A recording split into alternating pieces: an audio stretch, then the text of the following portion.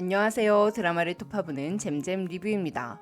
연인 17회는 짜증으로 시작해서 눈물로 끝이 난 회차였는데요.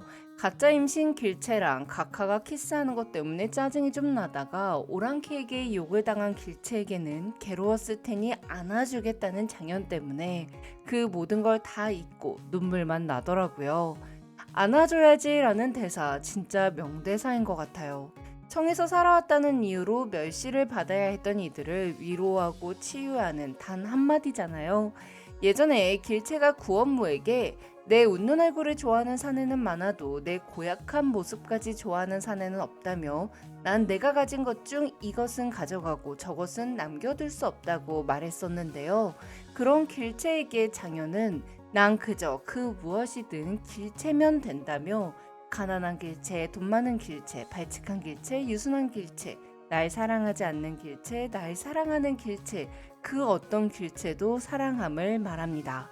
이 대사가 정말 장현의 사랑을 전부 표현한 말인 것 같아요. 길체가 구원무의 아이를 임신했다고 생각한 순간에도 콩시루떡이랑 식혜를 테이크아웃 해주는 장현이니까요. 단 한 번도 길체가 아닌 다른 사람을 원한 적 없었다고 말하는 장현에게 어떻게 우리 시청자들이 안 반할 수 있겠어요? 17회 만에 드디어 장현과 길체가 함께 하기로 약속했습니다. 하지만 18회 예고편을 보니 장현이 심양의 포로들을 보호하기 위해 각하와 약속했던 것과 인조의 열등감 폭발로 장현이 크게 다치는 것 같더라고요. 또한 길체도 소영주 씨의 계략으로 위험에 빠지게 되는 것 같은데요. 장현이 원하는 건 그저 달빛 아래 길체가 좋아하는 량음이 노래가 가득하고 길체를 처음 본 순간 들었던 붕꽃이 피는 소리가 가득한 그런 세상에서 사는 것뿐이고 길체가 원하는 건 그저 연모하는 이와 더불어 봄에는 꽃 구경하고 여름엔 냇물에 발 담그고 가을에 담근 머루주를 꺼내 겨울에 꺼내 마시면서 함께 늙어가는 것뿐인데 아니 작가님은 어떻게 이렇게 단 한 회도 장현과 길체가 온전히 행복할 수 있는 시간을 안 주시는지 모르겠어요. 이번 영상에서는 소영조 씨가 길체의 장도를 비싼 값에 사주는 대가로 요구한 것이 무엇인지 토파보고 18회 예고편을 분석할게요. 그럼 바로 시작합니다. 연인 17회를 보니 소영조 씨가 소윤세자와 세자빈 강 씨를 음해하기 위해 길체를 이용하는 것 같더라고요. 소윤세자가 귀국하기 전, 즉 길체가 이혼을 한 직후 내사옥에서는 궁 곳곳에서 저주하는 물건이 발견되었다며 배우를 찾느라 궁인들을 고문하고 사사하는 일이 일어났습니다. 이는 역사적으로 조 씨가 심양에 있는 세자빈을 모함하기 위해 자작극을 벌인 거였는데요. 조 씨는 인조가 아픈 것이 인조가 세장가 간 장렬 왕후와 세자빈 강 씨가 인조를 저주했기 때문이라고 몰아갔습니다. 이렇게 꾸준히 조 씨는 인조에게 세자빈과 세자에 대한 모함을 했는데요. 이후 길체는 갖고 있는 은장도를 팔기 위해 조 씨를 찾았습니다.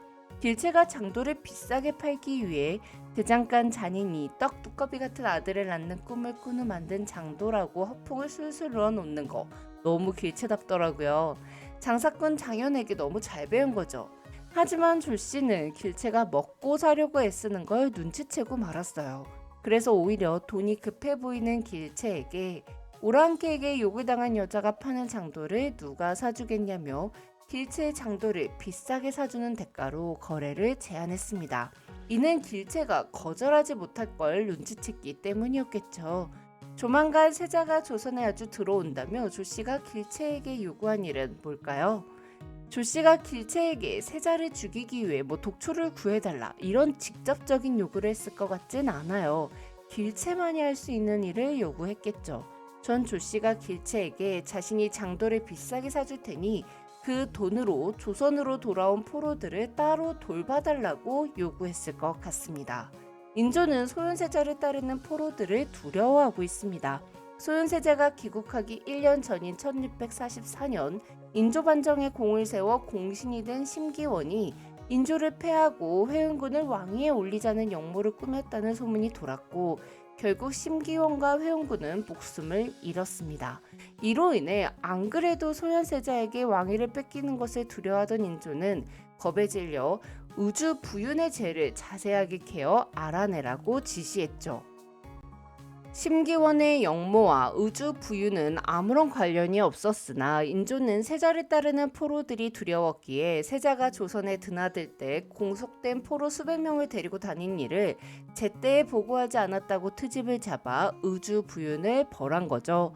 또한 소요세자가 영구 귀국한다는 소식을 들은 인조는 이미 장기에 등록된 150명을 제외하고 세자가 사사로이 값을 주고 고용한 수백여 명의 포로들은 조선에 데려올 수 없다고 명했습니다. 정말 열등감이 폭발한 찌질이가 왕을 하면 고통받는 건 백성들이라는 사실이 너무 속상하더라고요. 조씨는 인조의 이런 마음을 자극하기 위해 세자빈과 세자가 조선인 포로들로 사병을 키우고 있다고 인조에게 모함하고자 청해 포로로 끌려갔다가 돌아온 길채를 이용하려 하는 것 같아요. 길채는 청에서 함께 살아 돌아온 여인이 우물에 빠져 스스로 목숨을 끊으려 하자 마을 사람들 다 쓰는 우물에 빠져 죽지 말고 다른 데 가서 죽으라면서도 밥이라도 먹고 죽으라고 자신의 집으로 데려왔습니다. 그리고 전쟁통에 고아가 된 아이들도 길채의 집에서 함께 살게 됐죠. 조씨는 길채가 청해 포로로 끌려갔다 온 후 이혼을 당한 것도 알고 있었으니 길채가 포로였던 자들과 전쟁 고아들을 거두고 있다는 걸 알고 있었을 것 같아요.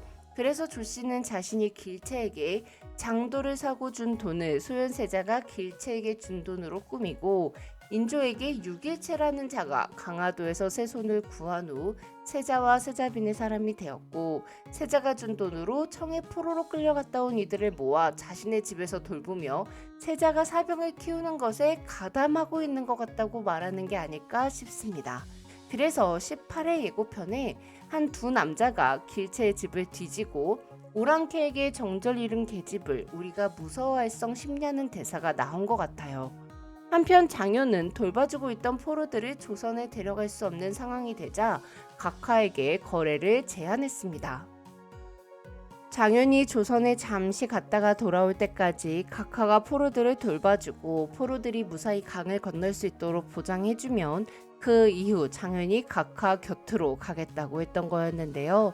하지만 길채가 이혼했다는 걸 알게 된 장효의 마음은 바뀌었습니다. 조선인 포로들을 조선에 돌아오게 해준 후 길채와 함께하는 삶을 살겠다 다짐한 장효는 길채에게 약속을 한 후 떠난 것 같은데요. 청나라로 넘어가서 황녀와의 일을 마무리 짓고 오겠다는 장효의 말이 뭔가 의미심장하면서도 불안하더라고요. 각하가 장효를 그대로 놔주지 않을 것 같고 인조가 조선인 포로들을 데리고 오려는 장효를 가만두지 않을 것 같았습니다. 개인적인 생각으로는 인조가 소현세자가 조선인 포로들을 이용해 사병을 키운다고 오해하며 장효이 강을 건너는 포로들을 도우려 한다는 소식을 접하고 그곳으로 병사들을 보내는 것 같아요. 그래서 장효를 공격하는 사람은 인조가 보낸 사병 같습니다. 그리고 량음이 다친 장현을 데리고 사라지고 홀로 남은 구자미에게 각하가 이 장현 어디 있냐고 묻는 것 같아요. 이에 구자미가 살아있으면 왜 지금까지 강을 안 넘어왔겠냐고 답하는 것 같고요. 그럼 저는 다음 리뷰로 돌아올게요. 지금까지 드라마를 톱파보는 잼잼 리뷰였습니다. 감사합니다.